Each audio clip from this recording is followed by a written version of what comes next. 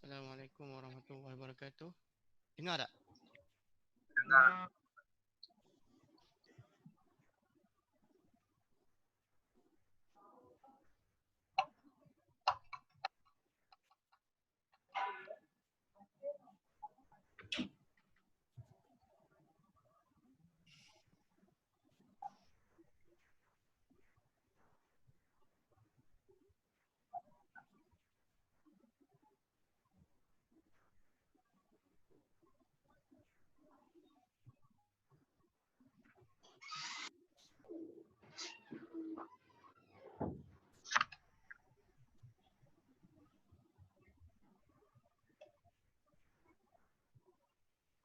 Assalamualaikum warahmatullahi wabarakatuh. Bismillahirrahmanirrahim.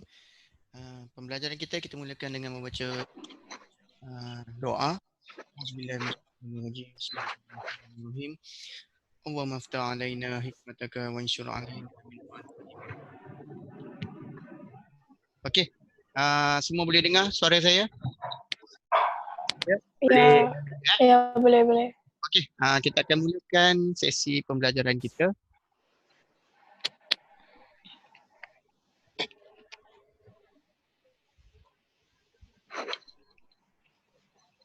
Okey, kita lagi di dalam tajuk Jumaat.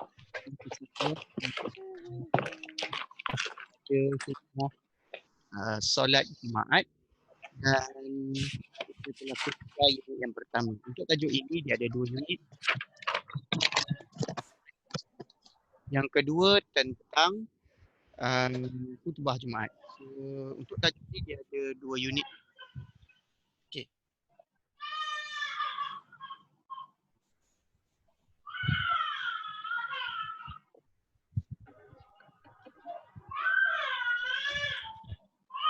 Okey. Sepintas lalu untuk recap balik kita punya pembelajaran.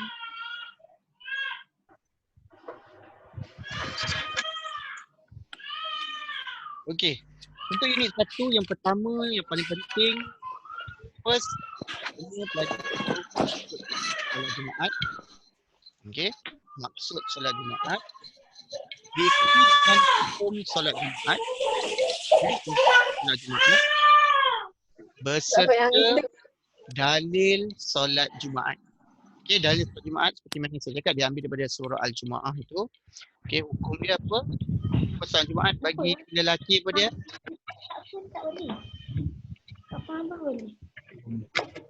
Seorang boleh respon?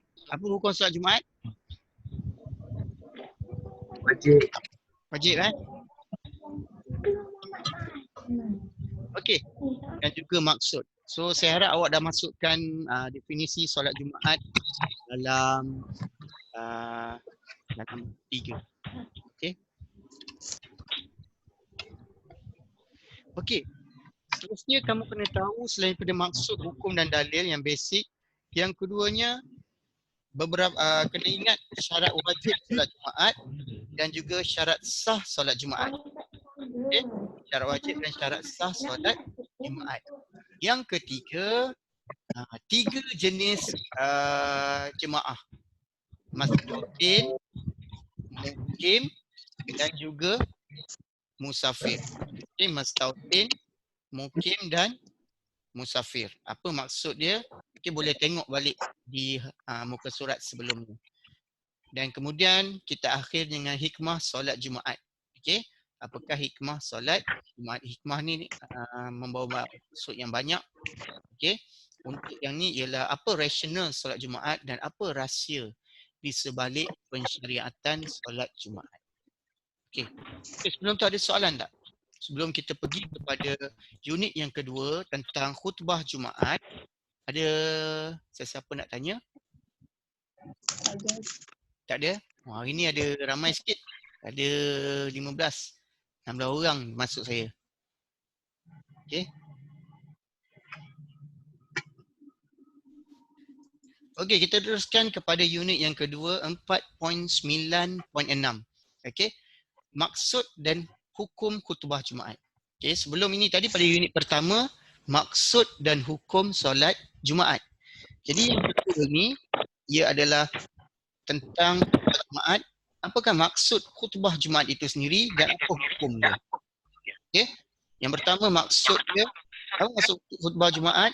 Ia merujuk kepada ucapan yang disampaikan oleh khatib sebelum solat Jumaat yang mengandungi nasihat, peringatan dan pengajaran mengikut syarat tertentu.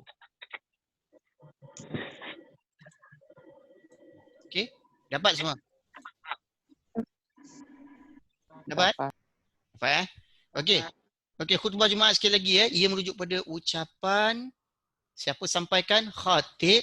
Bila disampaikan? Sebelum solat Jumaat. Apa isi kandungan khutbah?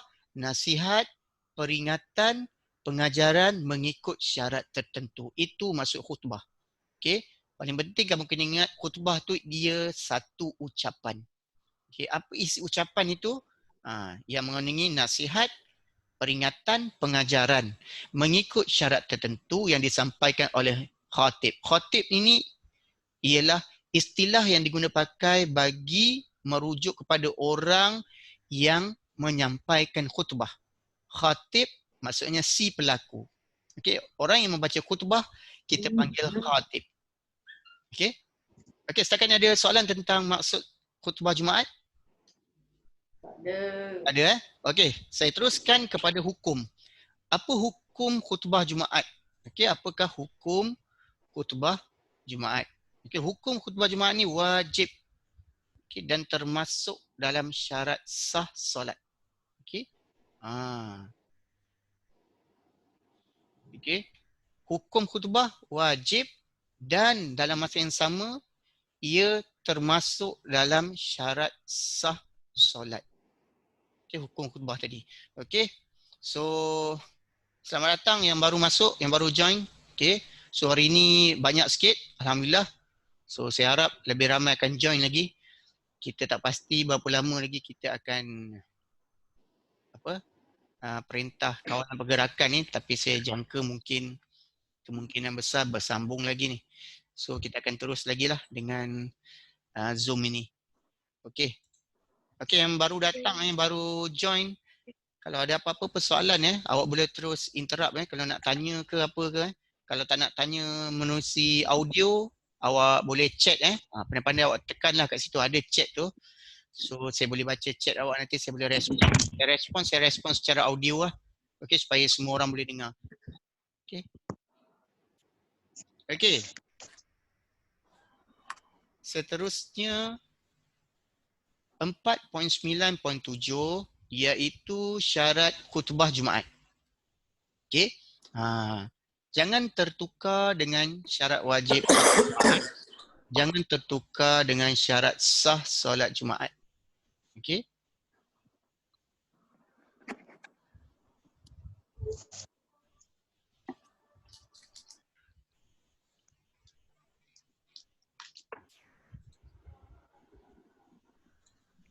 Okey.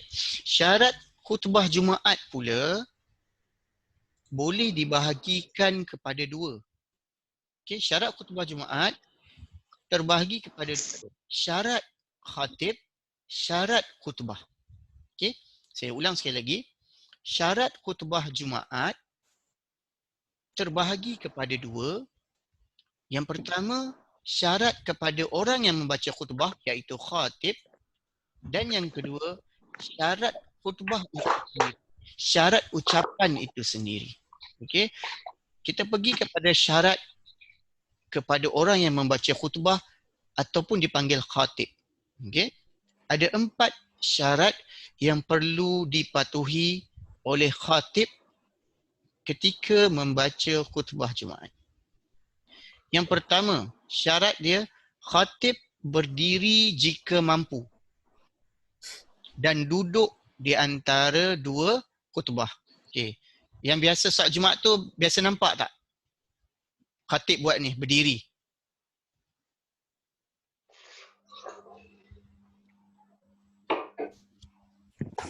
Raja tolong respon. Khatib berdiri baca khutbah. Pernah tengok khatib duduk tak baca khutbah? Tak pernah kan? Jarang. Tak. Tak pun. Melainkan khatib tu sakit ke apa, dia duduk lah. Tapi syarat asal, dia khatib mesti berdiri. Masa baca khutbah, dia berdiri jika mampu. Tak. Jika mampu. Dekat sini ada dia punya. Mana buka voice? Jika mampu. Dan duduk di antara dua khutbah. Okey, khutbah first half, khutbah second half. Kan, kamu akan nampak khatib duduk sekejap, sekitar 1 atau 2 minit, kemudian Bilal akan baca doa, kemudian disambung balik. Okey, itu syarat yang pertama. Okey, ada soalan syarat pertama? Ada soalan pelajar? Tak ada Tak ada. Syarat yang kedua, khutbah disampaikan sebelum solat Jumaat. Ni penting. Okey. Tidak ada solat Jumaat yang khutbah ni disampaikan selepas solat Jumaat. Dia mesti sebelum solat Jumaat. Okay. Syarat yang ketiga, rukun khutbah disampaikan dalam bahasa Arab. Okey. Rukun khutbah disampaikan dalam bahasa Arab. Dan keempat, khatib suci daripada hadas dan najis serta menutup aurat. Okey, itu 4 syarat kepada si pembaca khutbah. Okey. Ada soalan? Tak ada. Okey, tadi kita teruskan pada syarat khutbah. Syarat khutbah 2 saja ke? Yep. Okey, syarat khutbah 2. Yang pertama, khutbah itu mesti berturut-turut antara rukun khutbah. Khutbah pertama dengan khutbah kedua serta khutbah kedua dengan solat. Dia mesti berturut-turut. Okay, maksudnya bila khatib start baca khutbah, kemudian habis khatib duduk, and then khatib bangun balik untuk baca khutbah kedua, habis khutbah kedua sambung dengan solat. Okey. Dan yang kedua, rukun khutbah didengar oleh 40 jemaah. Okey, 40 jemaah ni yang jenis mana? Mastautin. 40 orang ni adalah mastautin yang wajib solat Jumaat. Okey. Itu dia. Itu syarat khutbah Jumaat. Okey, ada soalan? Ada soalan? Okey, kalau tak ada kita teruskan ya. Tak ada. Okey. Rukun khutbah 4.9.8. Rukun khutbah. Okey, kita dah tadi maksud khutbah. Yang kedua, kita dah selesai tentang syarat khutbah. Syarat khutbah terbagi pada 2. Syarat khatib, iaitu orang yang membaca khutbah, dan juga syarat khutbah itu sendiri. Okay. Seterusnya kita bergerak kepada 4.9.8, iaitu rukun khutbah. Okay. Rukun khutbah ada 5. Okay. Rukun khutbah ada 5. Okay. Dalam mana-mana ibadat dalam Islam, semua ada rukun. Okey. Sebagai contoh, solat. Ada rukun solat. Ada 13 rukun solat. Contohnya apa? Berdiri betul dan sebagainya. Itu contoh rukun solat lah. Khutbah pun ada rukun. So rukun dia ada 5. Okey, ada soalan? Tak ada. Tak ada eh? Okey. Rukun khutbah yang pertama, dalam teks khutbah itu mesti ada ayat-ayat yang memuji Allah. Kalau kamu biasa dengar, khatib akan kata apa? Alhamdulillah. Kan? Alhamdulillah. Sampai habis lah. Okay? Itu yang pertama, memuji Allah. Dia rukun. Mana-mana khutbah tak sebut ni, boleh menyebabkan tidak. Okay? Khutbah itu tertolak. Okay? Dalam teks khutbah, dia mesti memuji Allah. Sekurang-kurangnya, Alhamdulillah. Segala puji bagi Allah. Okey. Kemudian yang kedua, rukun khutbah mesti ada selawat ke atas Rasul. Okey. Rasul. Mesti berselawat ke atas Rasulullah sallallahu alaihi wasallam, sekurang-kurangnya Allahumma salli ala sayyidina Muhammad. Okey, itu rukun khutbah yang kedua. Yang ketiga, memberi nasihat supaya bertakwa. Ittaqullah. Kamu akan selalu dengar lah. Satu Malaysia. Ittaqullah. Usikum wa iyaya bittaqwallah. Faqad fazal muttaqun. Okay, memberi nasihat supaya bertakwa. Bertakwalah kamu kepada Allah. Okey? Perkataan takwa ni saya telah ulas dulu apa maksud takwa. Okey? Sofia, boleh tak beritahu saya apa maksud takwa, Sofia?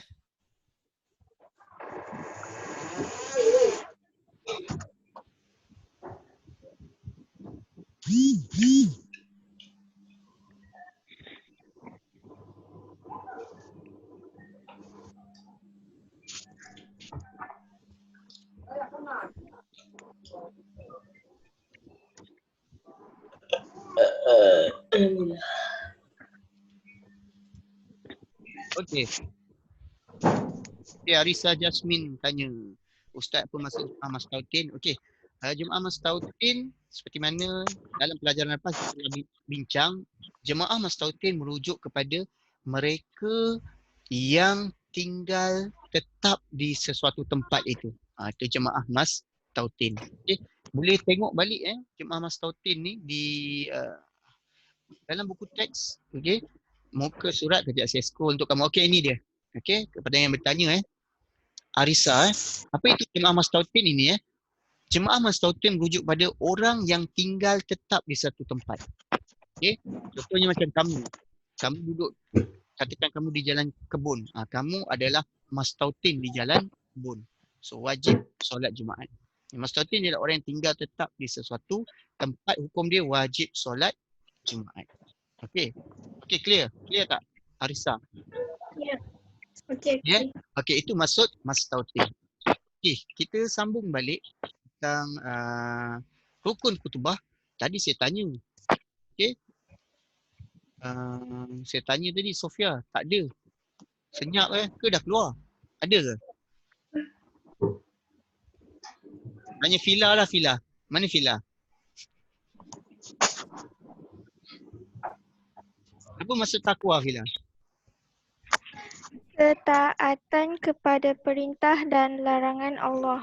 Okey. Okey, tapi belum complete lagi lah tu. Cuba boleh tolong? Betul lah. Tapi belum sempurna lagi. Apa takwa? Mengelakkan diri daripada mendapat kemurkaan Allah dengan melakukan suruhan, meninggalkan larangan. Okey. Jawapan Fila tadi tak ada salahnya. Cuma saya bagi ni sempurnakan maksud yang telah diberikan. Okey. Okey. Kemudian rukun seterusnya. Yang keempat, membaca satu ayat Al-Quran pada satu daripada dua khutbah. Okey. Dalam satu khutbah mesti ada ambil mana-mana ayat dalam Al-Quran. Okey, kita telah bincang ayat Quran ada 6,230 ayat. Sekurang-kurangnya setiap kali baca khutbah mesti ada ayat Quran yang diambil. Sekurang-kurangnya ada satu. Dan rukun khutbah yang kelima, berdoa untuk orang Islam pada khutbah yang kedua. Sekurang-kurangnya Allahumma firli muslimin wal muslimat. Yang kamu doa amin, amin, amin. Okey, itu rukun khutbah. Kejap.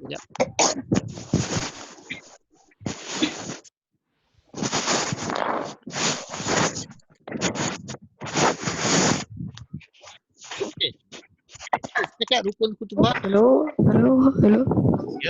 Ya. Siapa duk hello tu? Test mic, cikgu. Test mic. Saya dengar. Okey.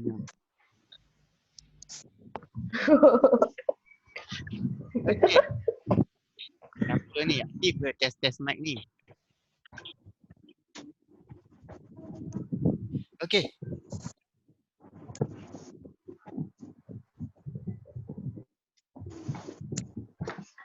Boleh saya teruskan?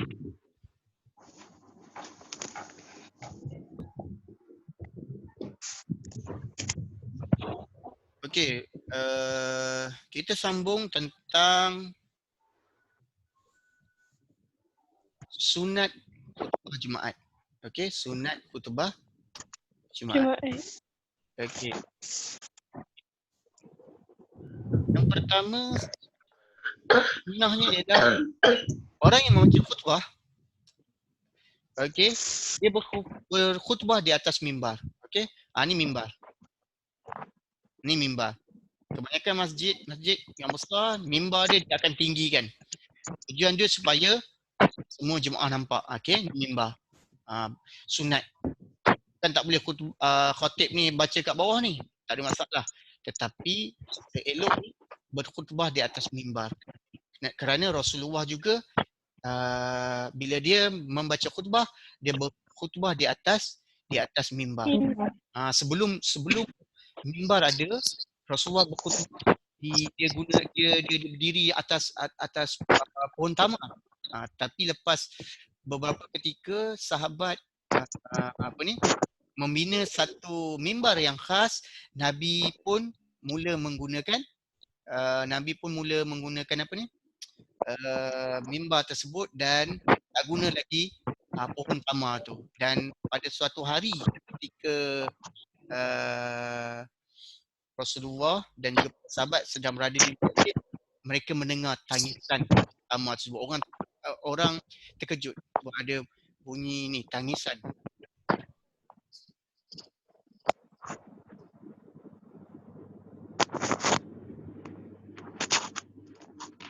Okey.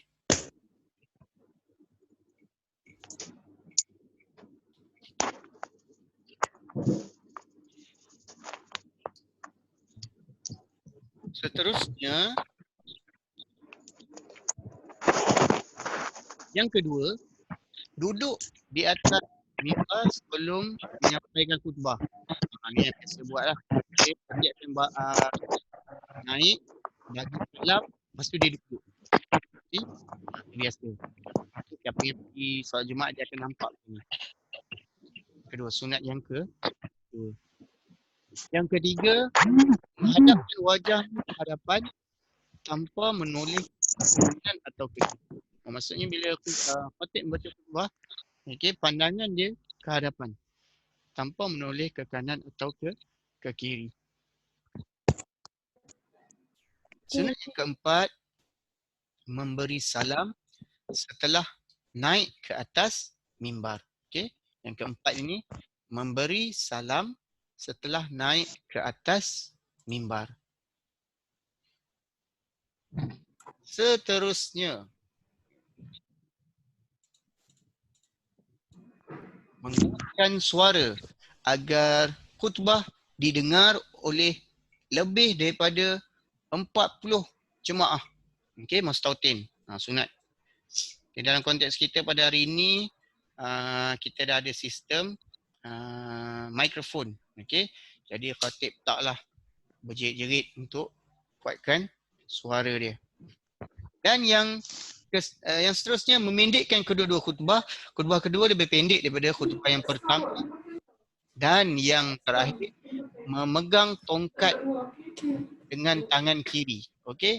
Tengok ni khatib pegang ni tongkat ni. Dengan tangan kiri. Orang panggil apa ni? Cokma, orang panggil cokma. Okey, ni yang khatib pegang ni dipanggil cokma. Okey, sunat. Sunat pegang. Memegang tongkat dengan tangan kiri. Kalau dia tangan kiri, pegang tangan kanan lah. Okey, perbuatan ni sunat. Kalau seseorang tu membaca khutbah tanpa memegang ini, tak ada masalah sebab ini perkara sunat. Okey. Okey, seterusnya. Untuk makmum pula, apa sunat bagi makmum? Yang pertama, mendengar khutbah yang disampaikan oleh khatib. Sunat. Okey. Sunat yang sangat dituntut. Okey, dan ia akan menyempurnakan solat Jumaat itu.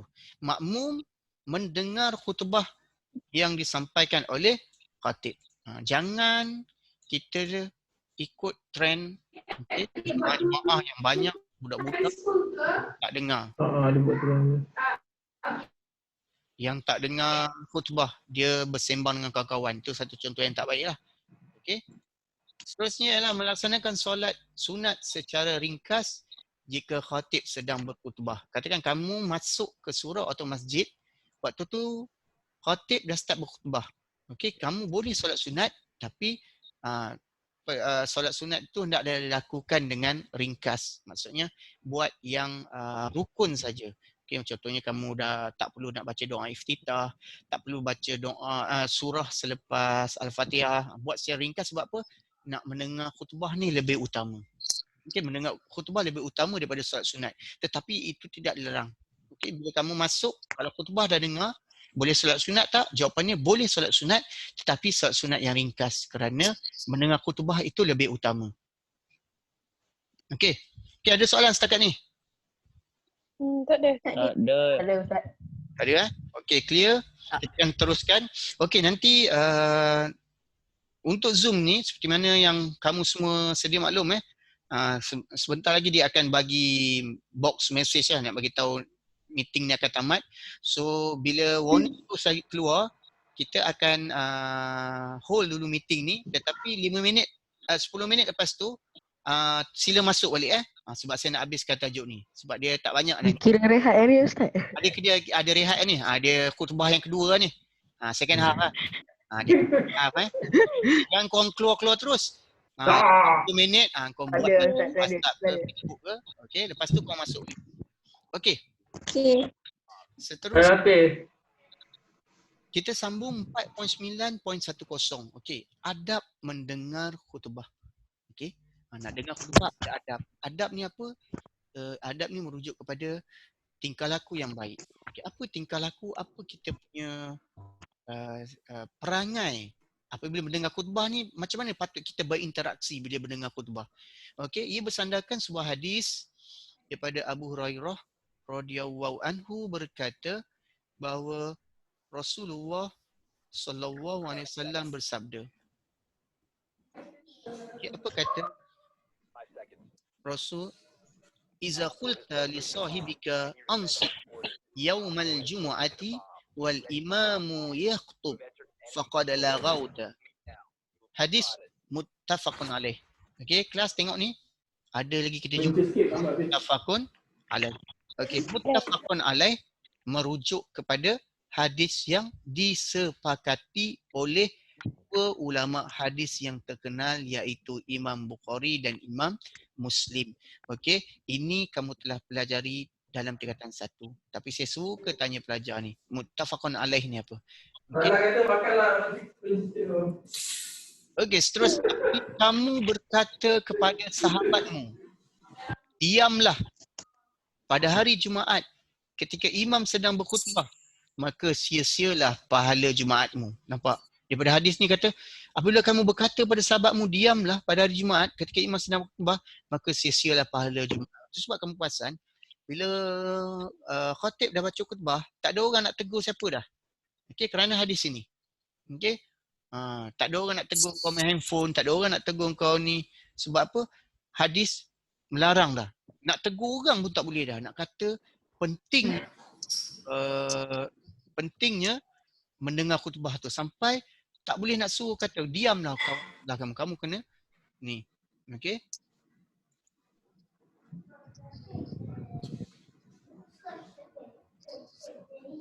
Okey. Teruskan.